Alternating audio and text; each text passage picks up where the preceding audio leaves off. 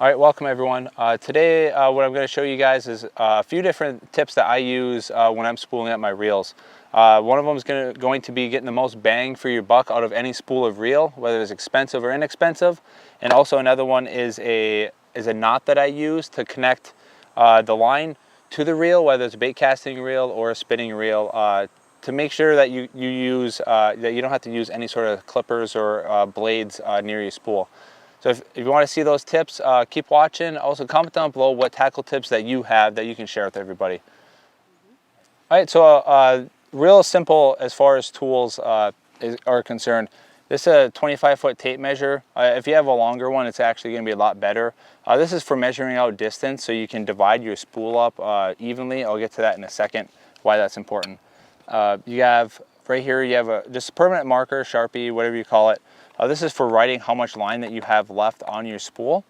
It's really nice is that way you say you're not just spooling up 80 meters of line onto your reel, and then when you go to respool again you only have 20 meters left, and you can't really use that for anything unless you're doing really short casting or you're going to use it for leader material. And of course a reel. This is the Curado BFS made by Shimano.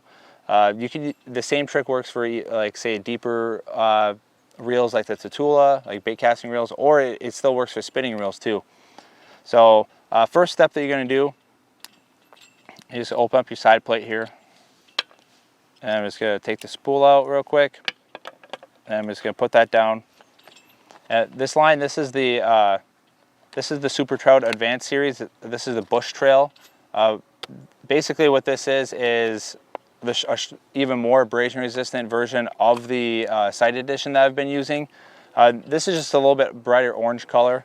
It's not as bright as that sight edition, but it's supposed to be way more abrasion resistant, and that sight edition is it's been super tough for me even so far. I've been fishing for a few months. I'll put the review that I did earlier this year up above. So the spool has a little bit of tape on the back that holds the line. Just take that off. Just let out a little bit of line. You don't want too much, and it's a little bit windy out today. All right, so what I'm going to do is at the tag end of this line, I'm going to tie an overhand knot. So this is just going to act almost like a stopper knot. So I'm just going to grab this, just flip it around itself, just doing an overhand knot. If you don't want to be patient with it, you just tie the overhand knot and then use cutters. But I'm trying to show you a tip on how to do this without using any sort of blades or cutting, like scissors or anything like that. Because I always forget mine too. So it's best to know how to do it without them. So I have a really small overhand knot here. There's quite a bit of tag on there. I did not seal this down yet. I'm going to show you why. So I'm going to keep moving this tag end over as much as I can. About there. And once you do this a few times, you get used to about how far you need to go. All right, just a little bit more. All right, now it's fairly loose still. If you can see how much is on there. I'm going to show you how to get it all the way to the end. That's what you want your knot all the way at the end. So just take your nail and just kind of keep moving it. And I'm almost there. And sometimes you just have to redo it to get used to where your knot should be.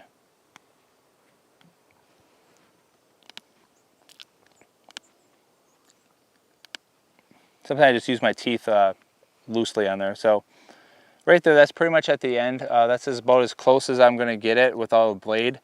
You can skip all those other you can skip all those other parts if you just say you just tie an overhand knot and just cut it like real close with nail clippers or something.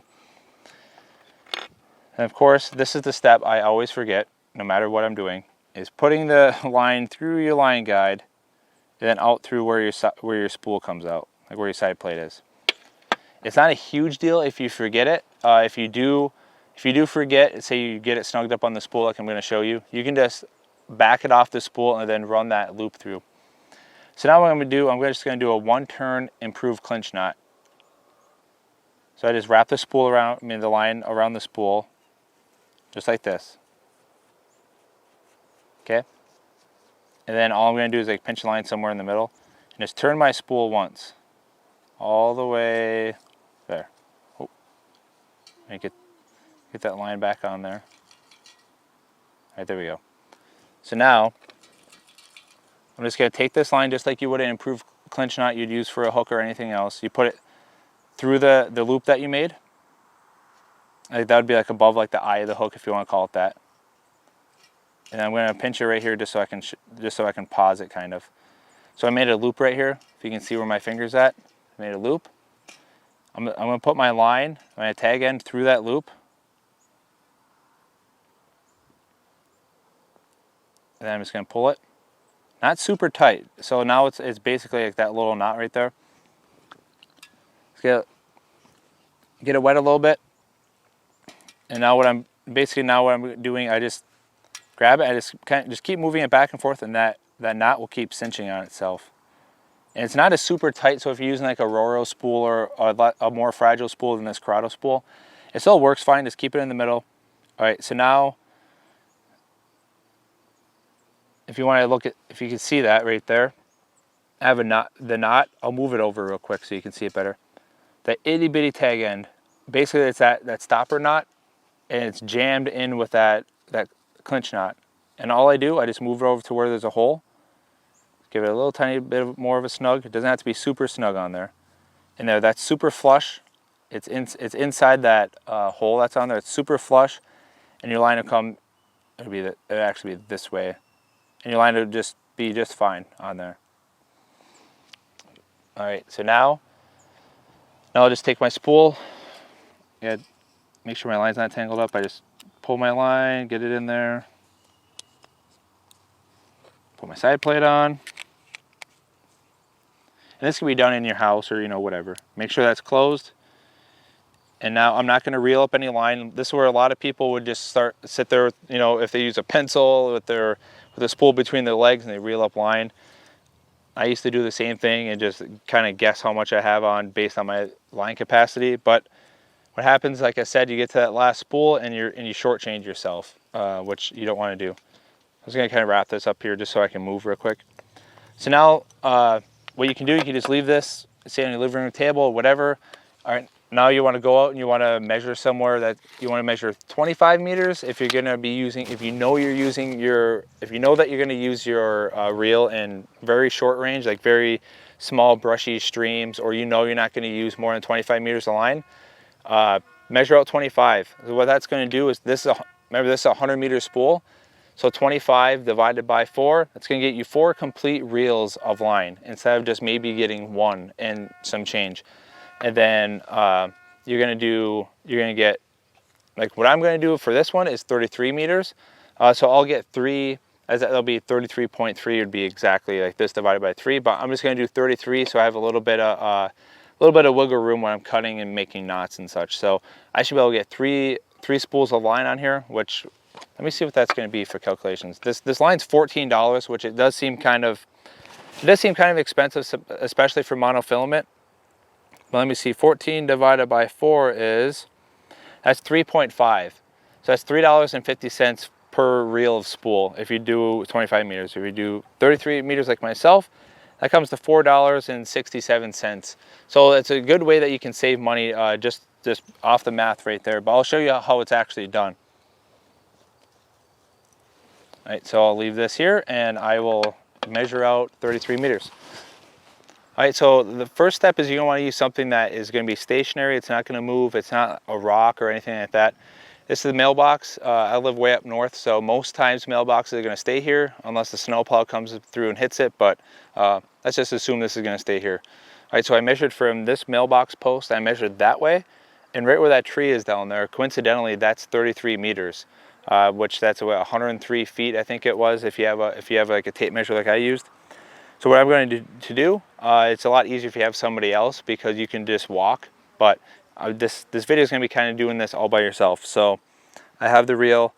Don't yell at me. I'm going to put it down in the grass, right there. All right. Now what I'm going to do, I'm just going to walk, and I'm going to walk all the way down to that tree, measuring out 33 meters.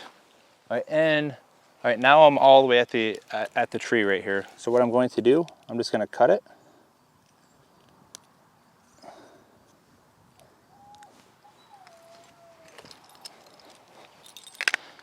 All right, now all I have to do, I keep my hand a little bit in front. It'd be better if it was mounted on a reel, I mean on a rod. And I get my line right here. I just get my line right in the middle there, my line guide, pull it out. Tighten up your drag quite a bit. Right, now if you're using a really shallow spool like the Roro spool or some KTF spools or whatever, you don't want to put a lot of pressure on here because that mono with the stretch, it kind of compounds on itself and it just keeps going, crunching, and then it could actually deform your spool. So you just use light pressure, just enough to keep your line taut. Just reel that in, just like that. Oh, hit my drag there. And then you want to watch to make sure that your line's tracking back and forth correctly. This one's pretty good. Oh, I reeled up a little bit too far. But right there, I know I have 30, right now I know I have 33 meters on here. So what I'm going to do, I'll go over here. I'll put this down here. Either on the outside or on the actual spool itself. It's a little bit better on the spool itself. Just gonna, whew, that thing stinks. Now I'm going to do, this has 100 meters on there. I'm just going to write oh yikes, 66 on there. This is a really fat tip marker. So write 66 on there. If you want to, you put a little line just to make sure it's not 99. So that way I know that I have two more, if I do it the same way like this, I have two more reels of line on there. Then I just put that back in the case. And then that's really it. And then next time I need to re-spool, I know that I have enough line. So if you like that tip, it does save quite a bit of money. I know even for myself, I'm very frugal when it comes to just anything in life.